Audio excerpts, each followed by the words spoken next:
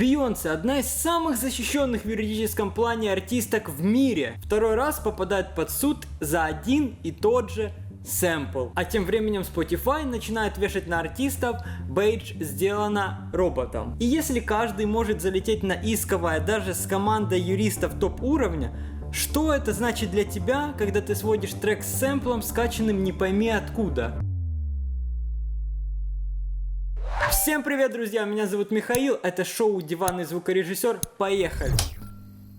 Сегодня обсудим следующие новости. Повторный иск против Бейонсе за сэмпл, новая система маркировки AI артистов на Spotify и то, как Суна сама признает, что наплодила слишком много мусора. В конце скажу, какая из этих новостей реально повлияет на твой процесс работы. Бейонсе и сэмпл Moonraker. Компания Hyros Enterprises повторно подала иск против Packwood, лейбл Бейонсе, Sony Music и Warner Chappell. Речь о сэмпле трека Moonraker 1998 года в интро Alien Superstar альбома Renaissance 2022. Иск утверждает, лицензию на сэмпл получили только через несколько недель после релиза. И то не у того правообладателя. Первую версию иска суд отклонил еще в июне 2026 из-за технической ошибки. Компания истец не существовала на момент подачи иска. Как можно купить права на что-то не у того правообладателя? Я понимаю, есть куча кидал в интернете, СНГ от Америки не сильно отличается в этом плане, но как можно было купить не у того артистки уровня Бейонсе? Это не кальян рэпер какой-то, не этот, ну вы поняли, не местный какой-то рэпер, а это Бейонсе. Как? Я не понимаю. И вообще, по-хорошему, права должны покупаться, типа, до релиза. Потому что мало ли что произойдет. И после релиза это решать уже гораздо сложнее. Как на практике это происходит. Если ты использовал в песне чей-то сэмпл, что угодно, что защищено авторским правом, ты должен договориться с правообладателем перед выпуском песни. Потому что правообладатель может быть против того, что ты пойдешь, возьмешь и используешь это. Ты с ним никак не договоришься по разным причинам. Правообладателю может не нравиться твоя песня, может не нравиться контекст песни и т.д. и т.п. И это очень длинная история. Личная история. У меня с клиентом в 2023 году мы выпустили альбом на площадке. Все, казалось бы, хорошо. Через 3 года на трек, на котором даже нет 100 прослушиваний в Ютубе или там 100, прилетает страйк и убирается весь альбом. Одним махом весь альбом, полностью все из-за одного трека. Мы начинаем копать, что, почему, как и так далее. Оказывается, ситуация в том, что битмейкер, который писал тот бит, кинул страйк за использование его бита. Я понимаю. Вопросов нет. У нас просто не было физически возможности его купить. Не в финансовом плане. В финансовом плане окей. Это физическая проблема на сегодняшний день. И вот мы читаем сообщение на почту от дистрибьютора. Так и так, релиз был заблокирован. Весь баланс на дистрибьюторе был заблокирован потому-то, потому что пришел страйк. Окей, что нужно, чтобы его порешать? Нужно написать этому чуваку на почту. Страйк прилетел в мае. Как-то не было времени это все решить. И дошли у меня руки в июне этим заняться. Может, в середине. Ну вот, в середине июня я отправляю ему письмо на почту. Все как надо, все как зазначил дистрибьютор. Туда-сюда, живо, не используя аишку. Сам все написал, прикиньте. Это вообще шок-нонсенс. Проходит месяц.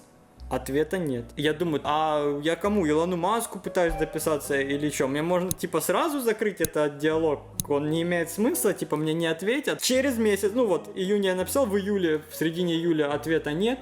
Пишу еще раз сообщение. Сейчас у нас 13 августа. Как вы думаете, есть ответ? Понятно, да? Я написал в письме, что я готов решить конфликтную ситуацию любым способом. Мы готовы попробовать заплатить, мы готовы договориться. Разные форматы, указать, не указать, все что угодно. Тупо игнор. Ёпта, ну нахера тогда оставлять свою почту, если ты не можешь на нее ответить? Ну типа, я не думаю, что тебе там дохера писем приходит, и ты занятой чувак. Ну, максимум рассылка спам. Ну типа, отличить спам от реального письма, мне кажется, несложно, да? Почему, по моему мнению, эта ситуация случилась у Бейонсе? Потому что кто-то где-то прошляпил, кто-то где-то не успевал по срокам, вот уже выходит, оп, а тут права. Ёпарасоте. Все, теперь либо они попадают на бабос, либо трек закрывается, его не будет. и они тоже попадают на бабос. Короче, скорее всего, и в том случае они попадают на бабос. Spotify маркирует AI артистов. Кому там руку пойти пожать? Кому? Дайте мне знать. Лучше их вообще нахер удалить оттуда. Но это уже шаг. Это уже непосредственный шаг. Много кто так начал делать. Я смотрю, в ТикТоке плашки такие появились. AI там создано с помощью AI. В Ютубе, по-моему, они даже первые это сделали. Ну, как бы пора и музыкальной индустрии подтягиваться к этому. Но что случилось в итоге? С середины сентября Spotify начинает вешать бейдж AI персона на профили артистов. Есть два уровня AI персона. Первый, это когда артист сам признался в своем пакостничестве. И второй называется likely AI persona, типа похоже на AI персону, что определяет сама платформа. Но вопрос, я практически на 99,9% уверен, что вот этот статус likely AI persona будет добавляться не живым человеком, модератором, который у них работает, а такой же аишкой. Типа, у меня чуть не сходится в голове, может их они там как-то обучили, еще что-то, вопросов нет. Но это типа странно, если они будут делать это аишкой против аишки, это звучит странновато. Ну да ладно, там же нет, как на фоток, watermark, типа, как знаете, у Google Gemini вот этот значок. Посмотрим, как это будет, понаблюдаем, ждите в выпуске. Из плюсов огромных, чему я безумно рад, такие профиля, помеченные бейджем AI персона и likely AI персона, исключат из редакционных и алгоритмических рекомендаций. Я готов на колени падать, отвечаю. Если они действительно это все введут и так и будет это происходить, это просто, ну, они молча, стоя, хлопаю просто. Как это коррелируется? Они получают меньше денег, либо совсем мизер со стриминга, с прослушивания, потому что они не попадают ни в редакционные плейлисты, ни в рекомендации. И, соответственно, меньше прослушивания, меньше заработка. Меньше стимула это делать. Аллилуйя. Это, знаете, как лагідна українізація, только лагідна анти-эяция. Я не знаю. Дай бог у них все получится, все так и пойдет, как я сейчас говорю, и этого дерьма станет меньше.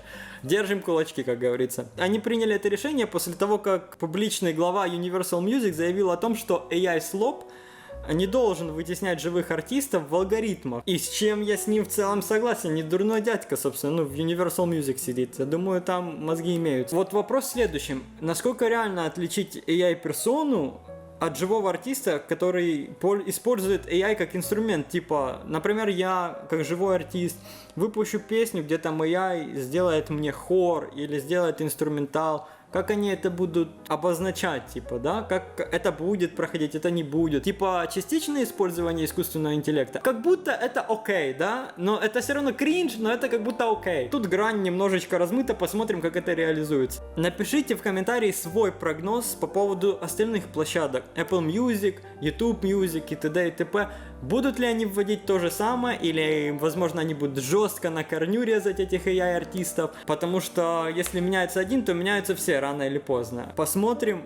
Мне важно, чтобы это произошло в Apple Music. Я пользователь Apple Music. Было бы круто, если бы они ввели то же самое, но будем наблюдать, опять же. Суна вводит лимиты на количество скачиваний для бесплатного и платного тарифа. Официальная причина — это попытка сдержать поток низкокачественного AI-контента. Ёпта, удалитесь просто полностью, типа полностью удалитесь из интернета, и это прекратится. Вам не надо резать скачивание, не, просто удалите. Вот это, кат, вот так.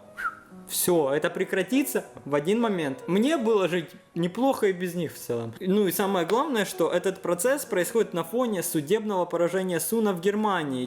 То, что мы обсуждали в предыдущем выпуске. И растущего давления со стороны индустрии.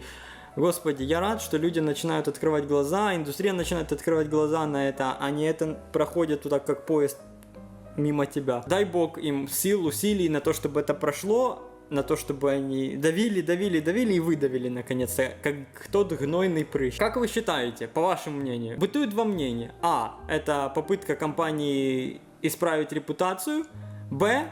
Это просто пиар-ход после серии «Скандал». Напишите в комментарии, будет интересно почитать. Мое мнение, так как они после слива данных ничего, насколько мне известно, не сделали, и это не сильно похоже на попытку исправления репутации, я думаю, это не более чем пиар-ход. Повлияют ли лимиты скачивания реально? Или ничего не изменится? Я думаю, какой-то процент этого так называемого мусора действительно уйдет. Процентов 10, может быть, отсечется от общей массы. Но не сильно больше. Тем не менее, Суна до сих пор получает.